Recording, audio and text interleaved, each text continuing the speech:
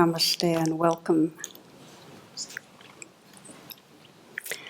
I'm just back from doing a silent retreat. My husband Jonathan and I have a kind of annual ritual where we go up to New England and do some silence for a week or two. And then part of our ritual is we get to drive home together and share in some of the openings and insights that came out of whatever was going on, often out of difficult stuff, what we came to realize. And Jonathan started the sharing, and he began by letting me know that he had been physically a really rough ride, and he'd had a clogged ear and a migraine, and his sleep was disrupted. And so I was really interested to know how this became grist for him. And after a long pause, he said, this retreat really sucked.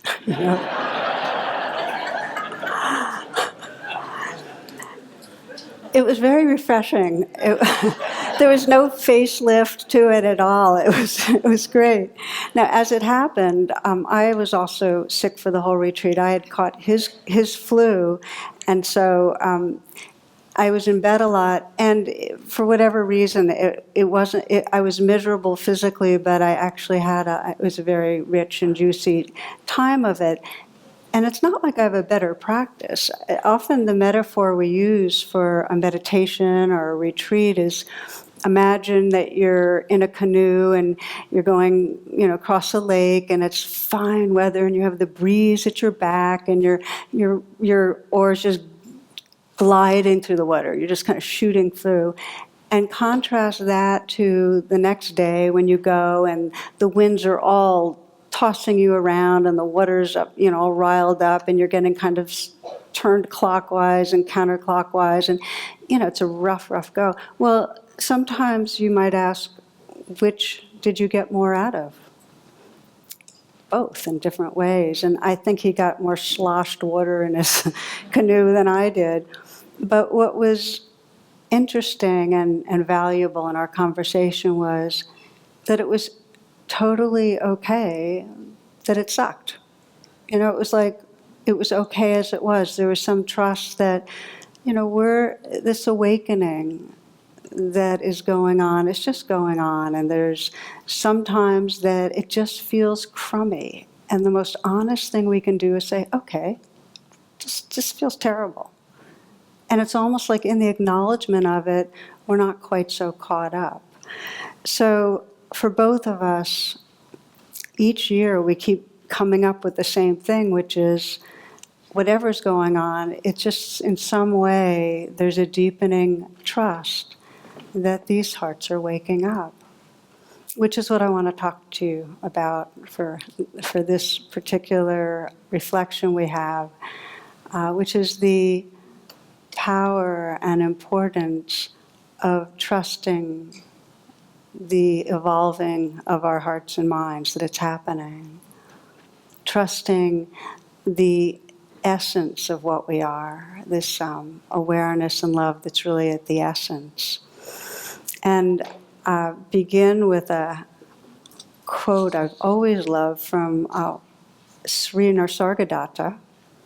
And he writes this. He says, "My guru told me that I am the ultimate source or essence of all. I pondered that until I knew it was true, until I became it." He added, "I was lucky because I trusted what I was told." So we can make this really short talk. We could all take the guru's message. Basically the message is your very essence is loving presence. The same loving presence is just the source of this whole universe. Just trust that. And it's interesting to me that, we really can look in and ask that question. And maybe just to sense right now, if I ask you that, how many of you, I'm going to phrase it a little differently, how many trust that there is an evolving going on of consciousness that's going through your body-mind, that through time you're noticing that? Can I see by hands? Many. And this isn't a should, that you should or shouldn't. It's something that as we deepen our practice of presence, that trust grows, which is what we're going to be exploring, really. When the trust that it's really happening is very conscious and very full, and by full I mean really embodied, it's a knowing, we actually relax and inhabit the flow and are more available to a continued deepening, evolving. So trusting helps us to then evolve more. When it's strong, and there's the signs of it, or there's a kind of ease, there's a sense of grace or at-homeness, of happiness. I think of it like a river that when there's trust, we kind of intuitively know how to flow around the rocks. There's a natural sense of how to adapt to things that come up as they come up. We're kind of guided by a universal sense of wisdom that's moving through. So there's an empowerment there and a natural kindness, because when us humans are not caught in fear, we get very kind. Especially in difficult times, as we might sense, for many sense that the society is in a difficult time, we need people who are trusting that depth and are able to respond in an adaptive way from the heart, not from a more angry reactivity or an egoic reactivity, but really from deep wisdom. Some years ago, Thich Nhat Hanh talked about this when he described the boat people. He says that every time their small boats were caught in the storms, this is leaving Vietnam, they knew their lives were in danger. But if one person on the boat could keep calm and not panic, that was a great help for everyone. People would listen to him or her and keep serene, and there was a chance for the boat to survive the danger. Our Earth is like a small boat. Compared with the rest of the cosmos, it is a very small boat, and it's in danger of sinking. We need such a person to inspire us with calm confidence, that open heart, guide us. Who is that person? If you are yourself, if you are your best, then you are that person. Only with such a person, kind, calm, lucid, aware, will our situation improve. I wish you good luck. Please be yourself. Be that person.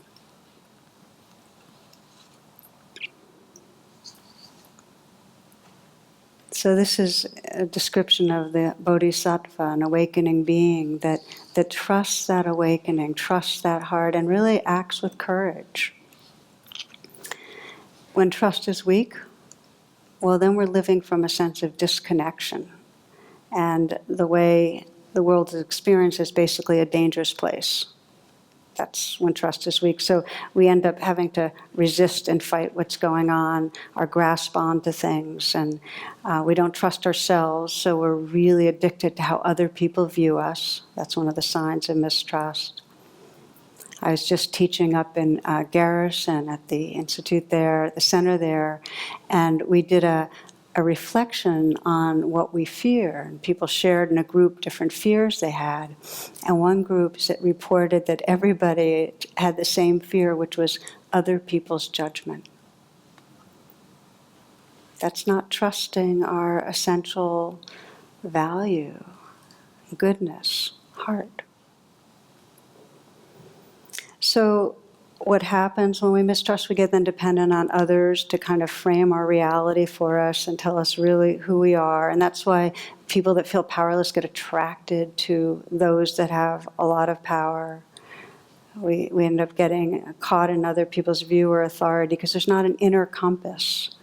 So developmentally, that's appropriate. When we're very, very young, we need to be mirrored and guided. But then the problem is if we don't outgrow it by learning to trust our own being.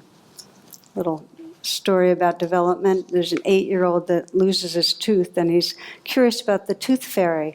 So he finally confronts his mom. He says, "Mom, are you the tooth fairy?" And she said, "Yes." And he seemed to take this potentially jarring news pretty well. He heads toward the door, but then he turned around with a quizzical look and he asked her, "How do you get into the other kids' houses?" I loved it. So I mentioned the value of trust in difficult times in a similar way when it's not there, when there's a lot of beings that are disconnected from that fundamental sense of awareness and love and really connectedness, then a reactive fear kind of becomes contagious and it can sweep. It's that limbic hijack that you can sense in a society because we're not able to act with a wise heart. And it takes the form of greed, grasping, excessive, like let's extract every last resource from this earth, or violating those that are most vulnerable. I mean, I was thinking today of, the quality of heart-mind that would say, to go ahead, to give the go-ahead on the Dakota access pipeline. And I was just sensing, look, if you really feel that sense of connection with the earth, that the earth is our larger body, and if you really feel that connection that all beings, indigenous beings, all beings are our family, if you really sense that, if you really sense future generations, like really have that inclusiveness, would we do this? This isn't about partisan politics. This is about harming and versus cherishing life because you trust your belonging and live from that. So we look at what happens with trust and then we say, well, what determines? How come some people feel more trust than others? And it's nobody's fault that they're mistrustful and then act in violent ways. It's really a deep, deep conditioning. And if you think of what a child most needs, a child needs to be seen and loved. And that creates a sense of belonging. And to the degree that mirroring, being seen as, oh, you're precious, you matter. You can do behaviors that we don't like, but we cherish you. To the degree that that's not there, there's a severed belonging, a mistrust. Life is not safe. I could get ejected. I can't count on people. And that's because we're in a culture that's violent and greedy, and that has to then affect the nervous systems of the generations before us. There's severed belonging for most of us to some degree. So the project almost is to how to rediscover a sense of connectedness to our bodies and our earth and each other. When there's disconnection, we protect ourselves with fight, flight, freeze. We grasp onto substitutes to make us feel better, to give us more security. And we push away, we defend against threats. And I often, in these reflections, really say, okay, so what are your particular ways of grasping and resisting? I call them false refuges, the ways we're trying to take care of ourselves, trying to make ourselves feel better, deal with the severed belonging, the pain of separation. Because unless we see our own patterning, if it's unconscious, if it's below the line, remember that big circle of awareness, and there's a line going through the middle, whatever's below the line's unconscious, whatever's above the line's conscious. If it's below the line, the way that you're holding on to some things to feel better or pushing away, your whole identity gets narrowed into a small, fearful self. It gets locked into mistrust. So what are they? What are some of these forms of grasping and resisting? I mean, for most of us in this culture, food. It's the quickest, earliest way that we can try to soothe our nervous system. It's no surprise that eating disorders are so pervasive. Does that make sense? Yeah, okay. So food's a big one. And then other self-soothing with alcohol and drugs and other forms of gambling and so on. I like the way Rita Rudner puts it. She says that I love to shop after a bad relationship. I don't know, I buy a new outfit and it makes me feel better. It just does. Sometimes if I see a really great outfit, I break up with someone on purpose.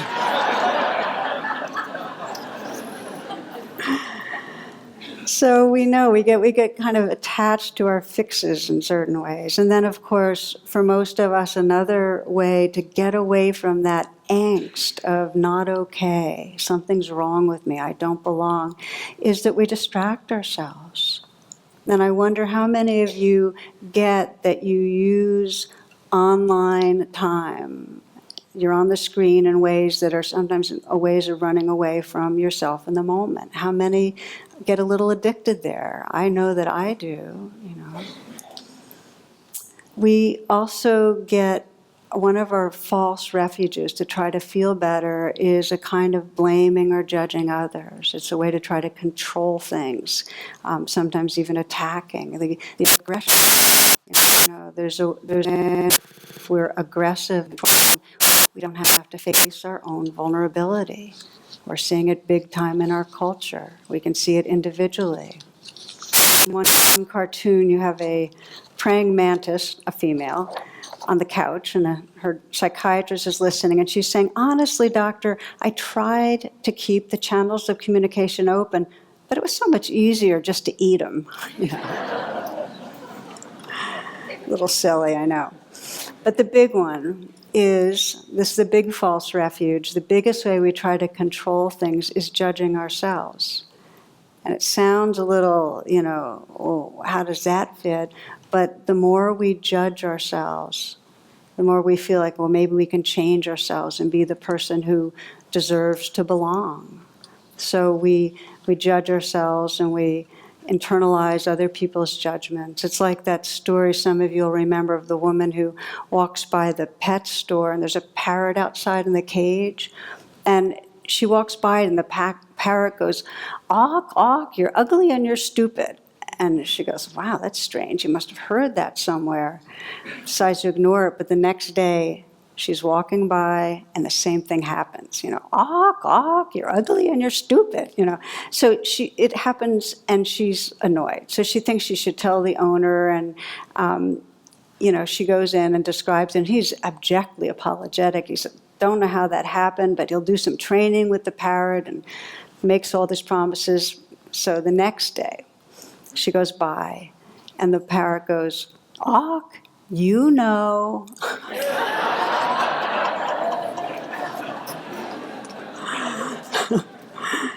We do internalize. It's like that voice in our mind that has a certain tone, has a certain message, picked it up. And our parents, how come they were critical? They're trying to control things too. So we have these false refuges. Some of us exaggerate and mislead and lie. Some of us accommodate others to try to be liked. I think a really big one for many of us is just seeking approval. Like, how many moments in our lives are we in some way presenting ourselves so as to get a certain response from others, that's positive, rather than just a natural spontaneity of who we are, And it's something that I've certainly watched myself over the years being addicted to approval through performance. If you know the Enneagram, I'm a 3 on the Enneagram, which means that very early on, I guess my father, the way he showed me love was, just being proud of me if I did well on something. So that became it, try to perform. And I remember when I was writing Radical Acceptance, I asked myself a question, which was, what would be enough? Like, how much would be enough in terms of performing and achieving or being successful for me to really trust that I'm lovable and worthwhile? And of course, as you probably know the answer, there's no such thing as enough. I thought to myself, okay, I could write 20 books, co-lead retreats with the Dalai Lama, spend perfect quality time with my son Narayan and close ones, and, political activism, be really a good ally, and work, put in a lot of time to this, and of course meditate and exercise and eat. I did no way enough. You know why? Because there's always the next day that you have to keep it up. It's like the machine always needs to be fueled. You're never enough. And so interestingly, I found that, because, clearly approval seeking and I know I'm not alone on this one, we deeply want to feel loved and lovable and connected, and it's through trying to look good and be good. And the irony is that none of those efforts actually render forth a deep trust that we're good. And the moments that we actually feel it, that we feel that loving presence, that we're in that field, that there's some basic goodness and okayness, it comes when there's no effort at all towards accomplishing or achieving. It comes in moments when we're really relaxing back and just being, when there's presence. I was very struck, the recent retreat that I led, where a man in his early 70s, he had touched that sense of enough, that, I am enough, not to do with externals. And he said to me kind of sadly, why did I have to wait so long to realize I didn't need to keep proving myself? How many years do we go through playing out our false refuges, whether they are trying to feel better by self-soothing through, food or substance, or proving ourselves, or by judging others or judging ourselves. It doesn't work. So we then turn our attention to what does help us reconnect, what does deepen that trust that frees us. And the practices that really bear fruit are when we bring what are sometimes called the two wings of presence, the two wings of awareness, to exactly what's here. Rumi says, the wound will not heal until given witness. The shadow that follows us is the way in.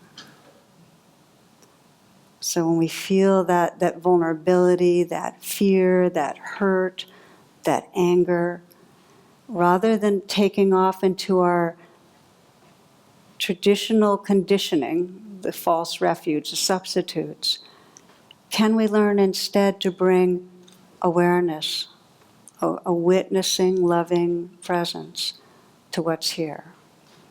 I want to take, so we'll take the rest of our time exploring some of the ways that really can facilitate that.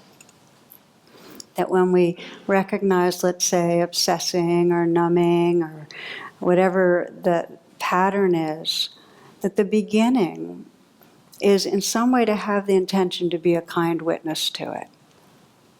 I found for myself at this recent retreat that whenever I was stuck, and it's very easy at retreats to catch when you're stuck, because all your external false refuges, they're off the map.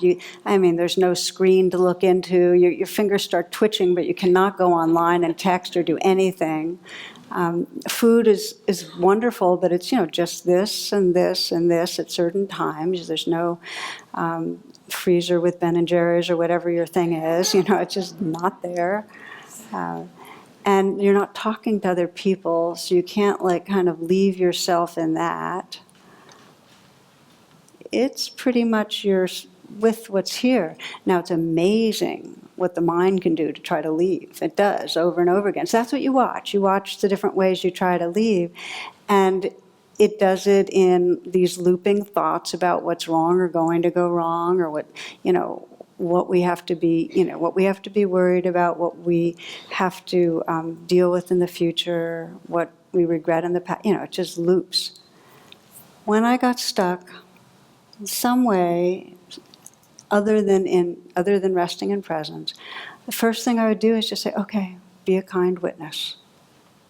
Because the moment that there's even a remembrance of this is happening, but you can be big enough to just witness it kindly, there's a little space that opens up. Now, it can close off very quickly because the stuff is so sticky, it just drags you right back in.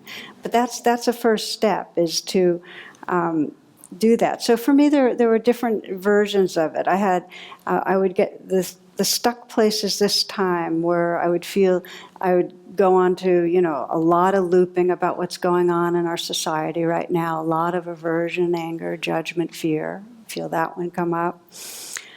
As I mentioned, I was sick, and so I was wondering, okay, I'm sick and I need to take care, but could I be making a little more effort, and kind of second-guessing myself as to whether I was trying hard enough.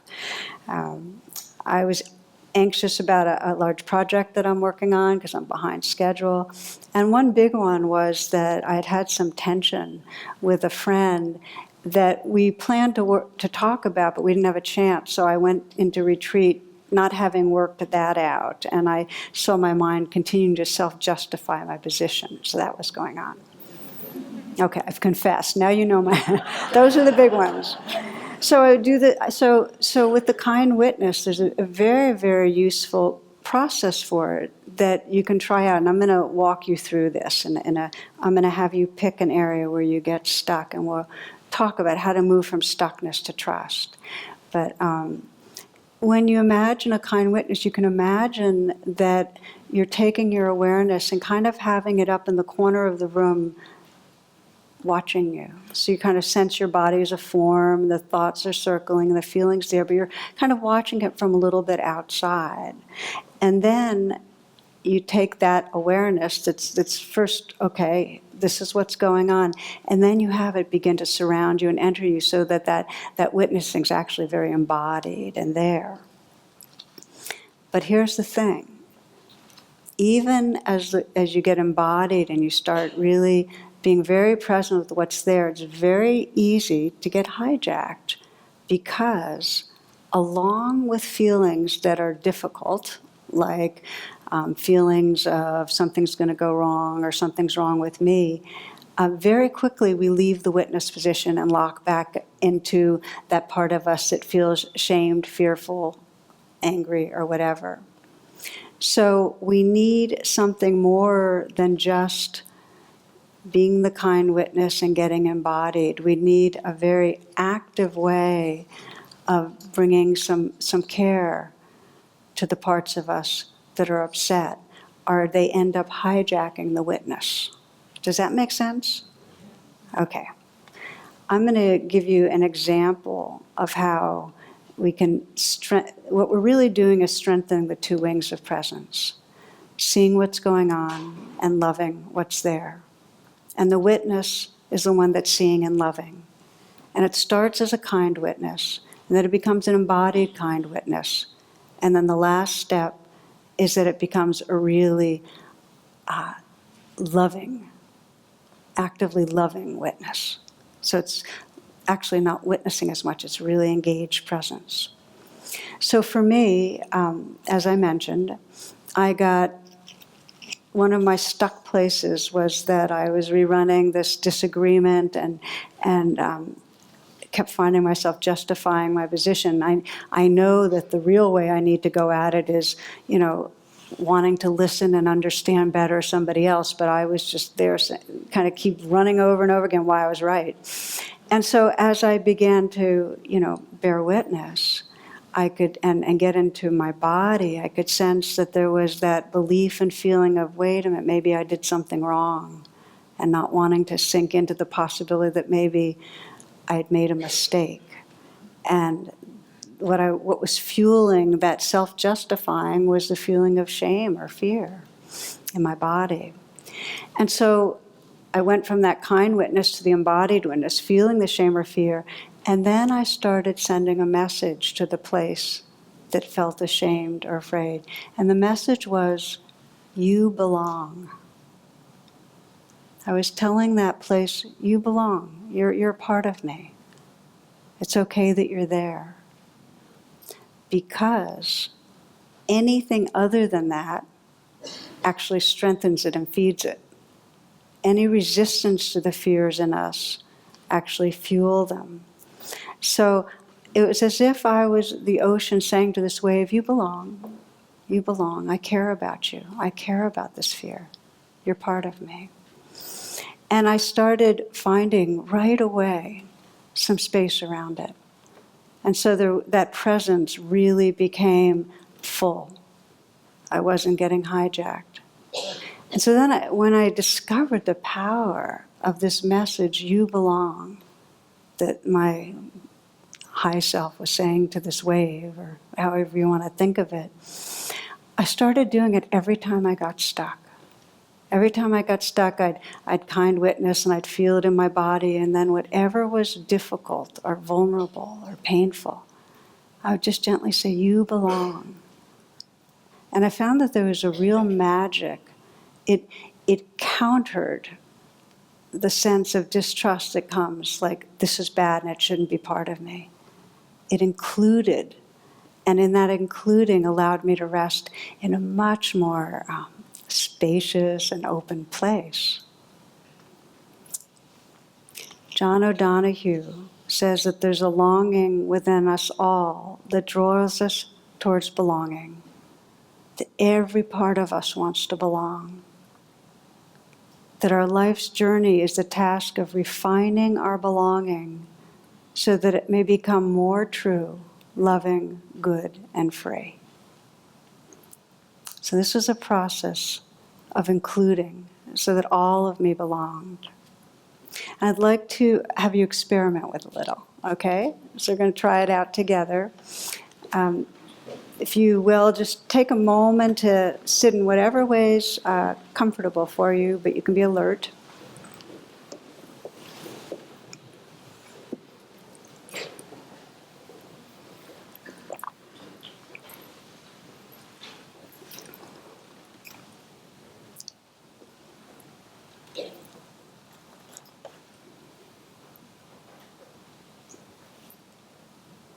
Taking a pause right now and inviting yourself right here, right into the moment.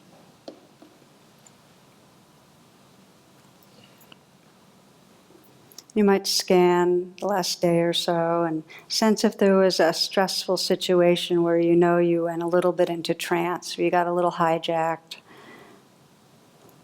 caught in some reactivity.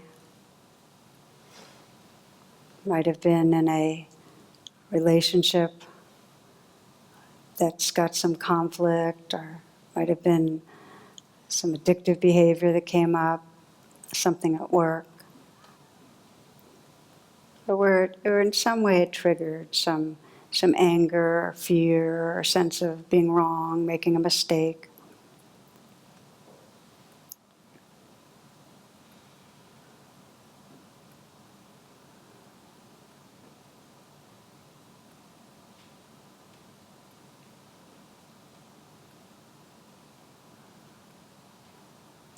See if you can go right into that situation. Imagine you're in it and you're caught in that reactivity. And remember what's going on. If somebody else is saying something, the expression on their face or what they're saying. If you're doing something and you feel like it's off, what it is. Kind of thoughts in your mind. The feelings there.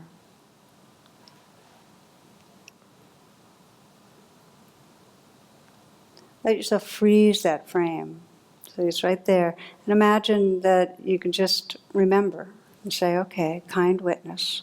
So you can kind of float your awareness to a corner in the room. And just take a moment to bear witness. Remember, everything wounded needs witnessing. So you're just bearing witness to your form sitting there, or standing there, or doing what it's doing, with the thoughts circling and the reactivity going on. You're just bearing witness.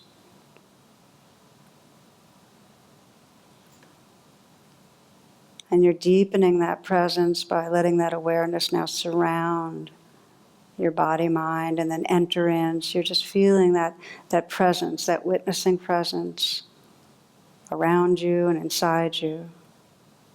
Let yourself become aware of what feels most vulnerable inside you. Is it fear? Is it hurt? Anger?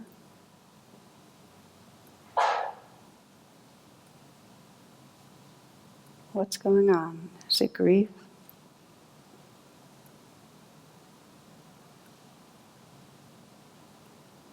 Sense where you feel it in your body.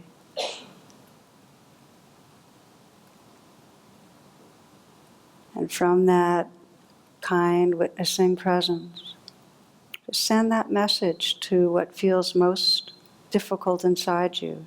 You belong. Just a mental whisper, very tender. You belong.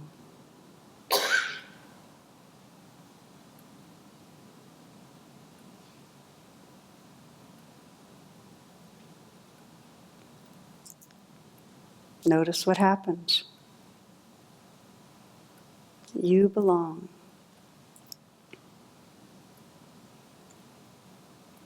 And if you feel numb or cut off right now, whatever's going on right now, send that message. You belong, because it all belongs. Become that ocean that really recognizes and allows all the waves.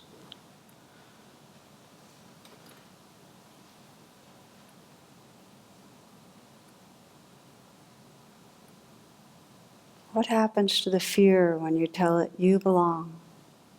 You're part of me, it's okay.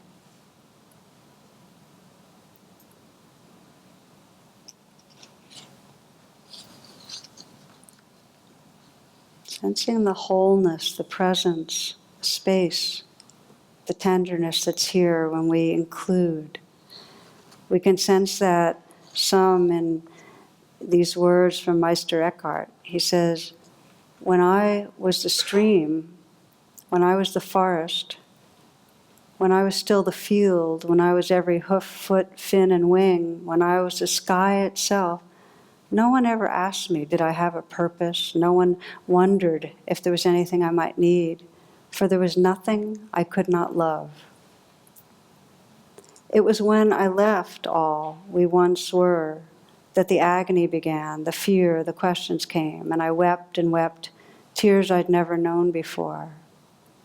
So I returned to the river, I returned to the mountains, I begged to wed every object and every creature. And when they accepted, God was ever present in my arms, and God did not say, where have you been? For then I knew my soul, every soul, has always held God.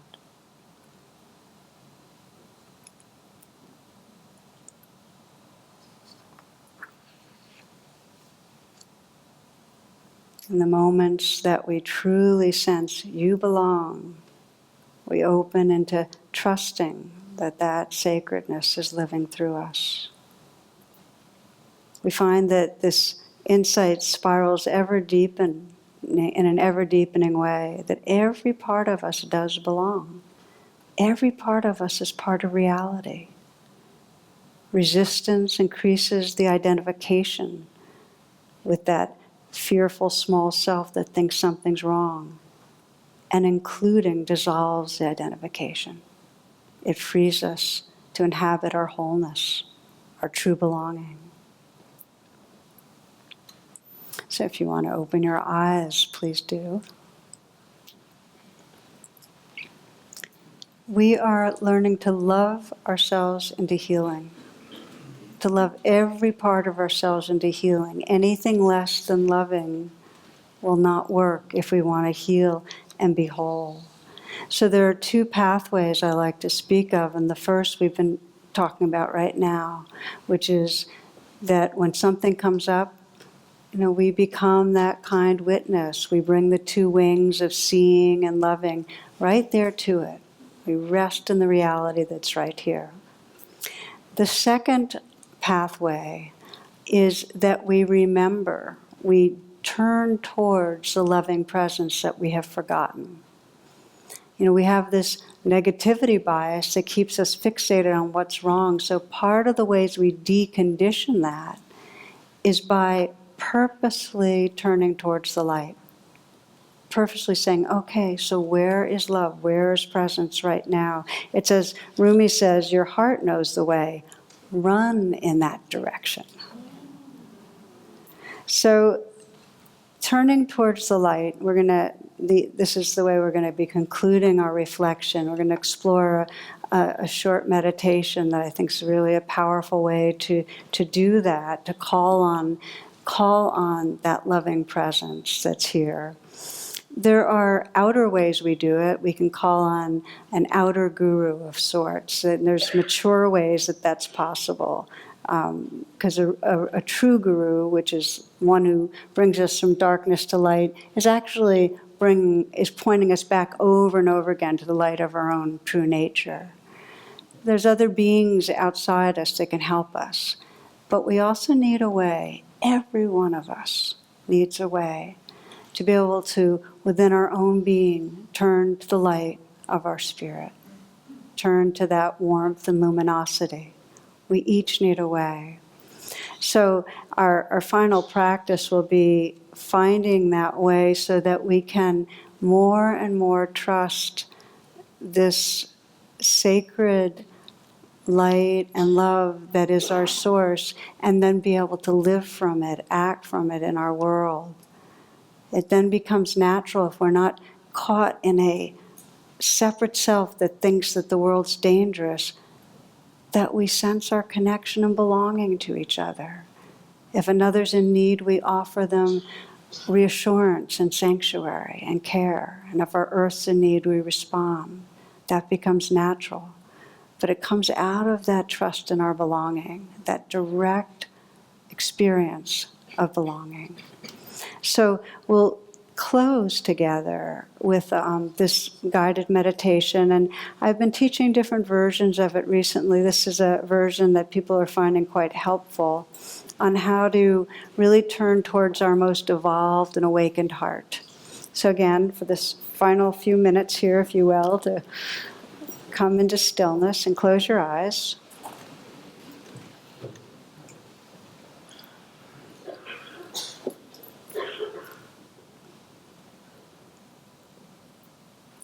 This meditation has the language of turning towards our future self. And what that really means is our future self is the most evolved expression of who we are.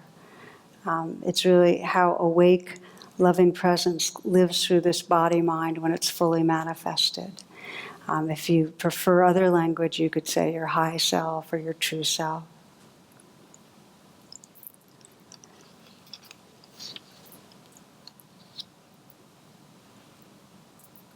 So we begin by imagining or visualizing our being when we're really manifesting love and presence, this future self or high self. And you might imagine 5, 10, 20 years ahead, whatever feels right, how your more evolved being appears. And by that I mean you might start by sensing where you are. Are you someplace inside, or maybe in a natural setting that resonates with who you're becoming? So if you're at all visual, you might visualize it or get a felt sense of some place where your future self is.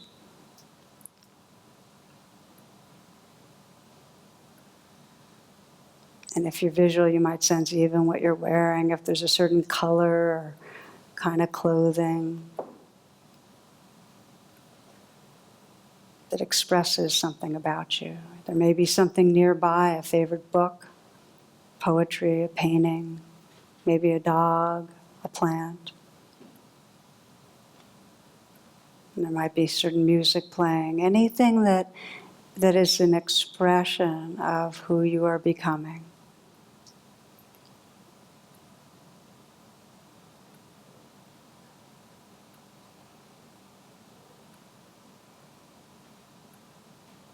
But mostly sense how your future self's wisdom and love expresses through the eyes, face, posture, the way the hands are. So see if you can sense energetically your own being when your heart's really awake.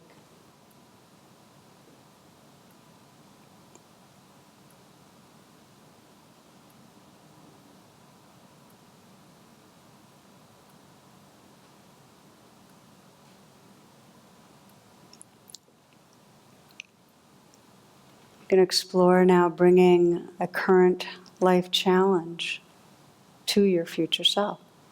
Just bring something that's going on right now that's difficult. Maybe something that's hard to forgive in yourself or in someone else, or feeling a failure.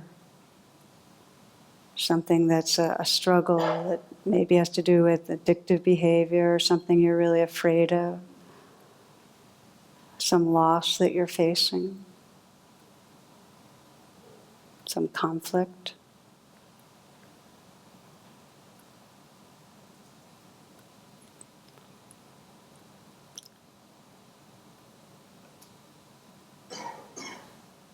And that you're bringing this to your future self, your more evolved, awakened being,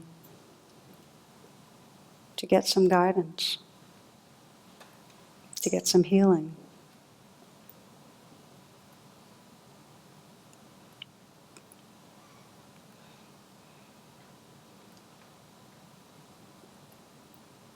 And sense that you've shared it and now you're really opening to listen, to receive the response. Maybe words or an energetic response, a message of some sort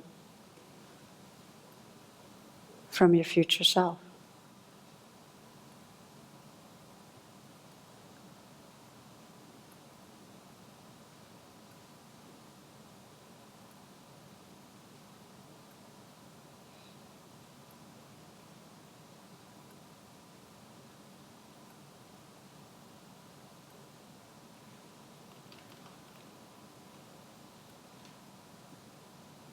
Beyond the words, you might allow the felt sense of your future self's presence to fill you. Just notice how your body feels when that presence fills you.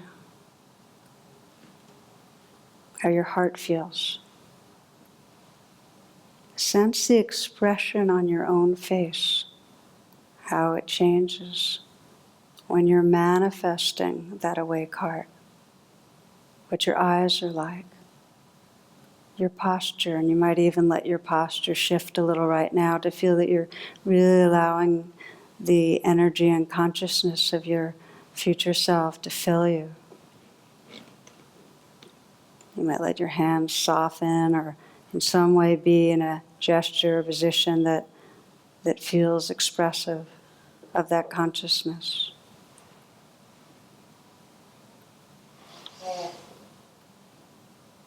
Sense how you can include what's arising in your current life,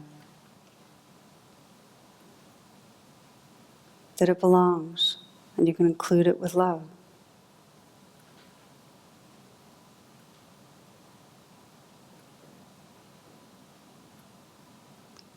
Letting yourself get very familiar with the sense of, so when this heart is really awake, it's like this.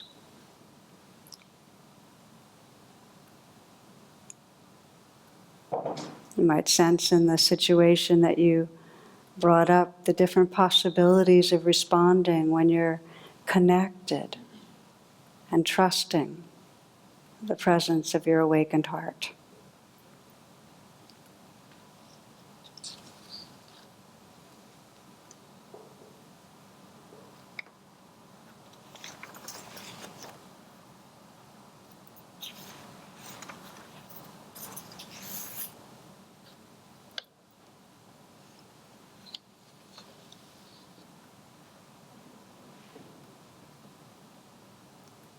I returned to the river, I returned to the mountains, and I begged to wed every object and every creature, and when they accepted, God was ever present in my arms.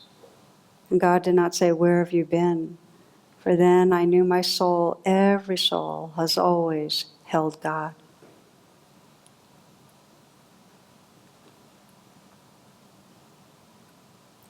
We close by sensing how this very heart, what is described as the awakened heart, the empty, fearless, radiant heart,